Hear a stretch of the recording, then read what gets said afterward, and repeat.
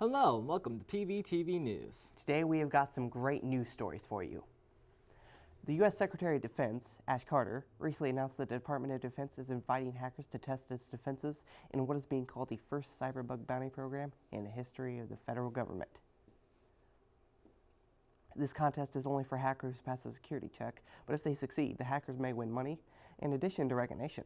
The Pentagon said that the hackers will go after a predetermined system, so they won't interfere with the running of its critical operations. That's good news, as the Defense Department currently manages 488 websites devoted to a wealth of subjects, including the Yellow Ribbon Reintegration Program, which promotes the well-being of National Guard members. The Hack the Pentagon initiative is the work of the Defense Digital Service, and its director, Chris Lynch, says that by this initiative, they will be able to better protect themselves from future hacking attempts. The bug bounty program is similar to security boosting strategies used by private companies, which makes sense because the bug bounty program announcement followed the announcement that the Defense Digital Department plans to hire private contractors to develop a computer system for a new background check agency. It is unsurprising that the Department of Defense is now focusing on its own defense, as last summer the Office of Personnel Management revealed that the private information of more than 20 million U.S. government workers and others have been stolen in a massive security breach. A pesticide called flubendiamide is used on about a quarter of our nation's tobacco crops and about 14% of people's almonds and watermelons. It is not one of the more well-known pesticides, but it's quickly becoming one, as it's in the center of a dispute between the EPA and Bayer Corp Science, which sells flubendiamide. This dispute is giving hope to anti-pesticide activists who wants pesticide to be regulated more tightly. The Environmental Protection Agency wants to cancel its approval of this pesticide. They say that there is evidence that the chemical will accumulate in streams and lakes, and where it will kill small freshwater creatures and disrupt the ecosystem. The reason why this decision is getting so much attention is because flubendiamide is one of the thousands of pesticides that the EPA approves on a contradictional basis, pending on the results of further studies that were required to assure that agency of the chemical safety. This could lead to more EPA security, as many other chemicals are approved on a contradictional basis. The EPA is often criticized as heavily relies upon contradictional approves, which allow the EPA to okay a pesticide when the benefits of using it outweighs any apparent risks, such as in public health emergency. Critics say that it has turned into an easy way for companies to start selling their products without even providing evidence that their products meet legal safety requirements. It doesn't help that the EPA seldom follows up. The EPA was concerned about the possibility that the chemical would accumulate in water from the beginning. The agency has now concluded that this is very likely.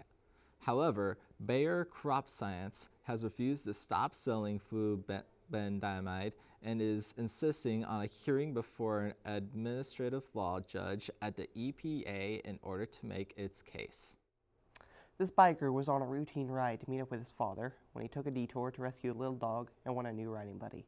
Brandon Turnbow noticed a truck stopped on the side of the road and its driver beating a little white and tan terrier mix. He watched the man throw the dog into the air and drive off. Turnbow turned around and found the dog, frightened and alone, standing about 2 feet off the edge of the busy highway. Afraid the little guy would dart into traffic, Turnbow approached him slowly and wrapped him up in his leather jacket to help him feel secure. He started the motorcycle and let it run for a little while so the dog could become safe with its sound and vibration.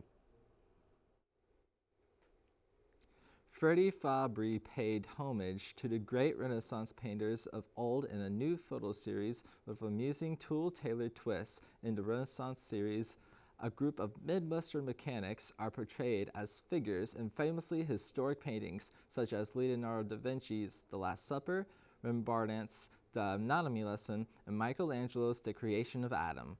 For their satirical resemblance to the original artworks, the photos have received several awards, including the One Island Silver and the International Color Award. In Freddie's 16-year-long career as an advertising photographer, his subjects have ranged from fashion models to cars and food. Now for two interesting stories covered by two other members of our valuable team. A mushroom farmer and a scientist have created a beehive with mushrooms inside that might just be the key to saving the honeybee. Farmer Paul Stamens started thinking there might be a relationship between his crop of mushrooms and bee health after he watched the pollinators in his garden devouring the root-like filaments called mycelium. With bee populations falling ever since the 1980s and threatening the world food supplies, scientists are searching for answers. At least 61 culprits are to blame, but one of the biggest threats is a mite that arrived in 1987. The lifespan of the Varroa destructor mite is so short-lived that it's evolved to resist pesticides. Stamets started a research project backed by the National Institutes of Health and the Defense Departments that eventually allowed him to show the parts and certain mushrooms can boost a bee's immune system. The research so far has shown that mushrooms on certain trees frequented by bees in the Pacific Northwest actually can protect them from viruses. The mushroom nutrients also help bees break down harmful chemicals. His next step is to go after the mites.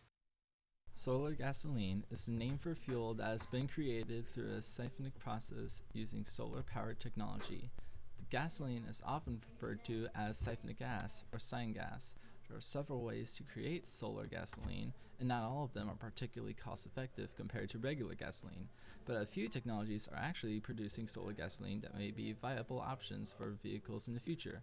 One way to create solar gasoline is by heating biomass, like corn or wood chips, for example, until the intense temperatures cause it to vaporize. This process is called gasification, and it's one of the steps in creating some forms of solar gasoline. During this process, biomass is dropped into a container where solar power is used to heat a reactor to temperatures above 2,000 degrees Fahrenheit.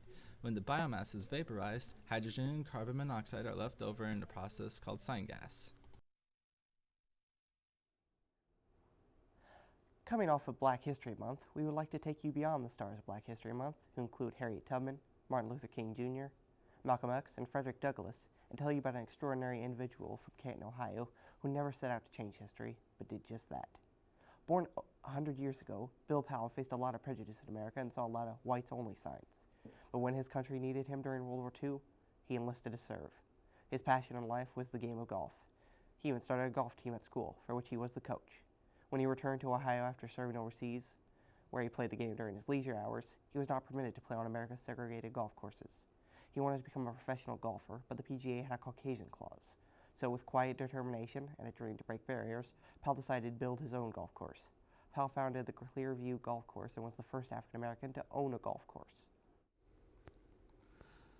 At the USCF Children's Hospital, an R2-D2 looking robot zooms around the halls. They call them the tugs. The tugs replace the need of human cart pushers around the facilities. The tugs do the job more efficiently than humans. At the hospital, when orders of food or any other materials are needed to be served or picked up for cleaning, this robot can do it within 20 minutes, whereas humans mainly work on their own unique schedules, and sometimes there's no telling when their jobs will be done. The tug at the hospital travels up to about 35 miles each day. Also, even though these robots do the job better, they have not replaced anyone's job. The secret to anyone's success can start with a great haircut, even if you're just a dog. Mark M. Hoff only started his dog grooming service 4 months ago, but he's already donated 50 free trims to homeless pups in New York City in order to improve their chances of being adopted. And wow, does it work. Just check out these before and after pictures to see how a bit of grooming has very much improved these dogs' chances of finding a forever home. I'm Off Home's The Dog Guy Pet Services and says volunteer work is helping these dogs win back some of their self-respect. Some of the dogs come into the shelter with fur so matted it makes it difficult for them to move or even interferes with their sense of smell. Imhoff says he's seen instant personality changes in dogs as soon as he finishes with their haircuts. Imhoff quit his job as a certified public accountant to start his pet services business in November and began providing free trims for Paso pooches at animal care centers in New York City. These makeovers have resulted in almost every dog moving on to a forever home. One animal was even adopted as he was being carried off the grooming table. I come home uplifted every day, Imhoff told Metro. I develop a bond with the animals, which is just amazing. Well, that's all for today. Thanks for watching.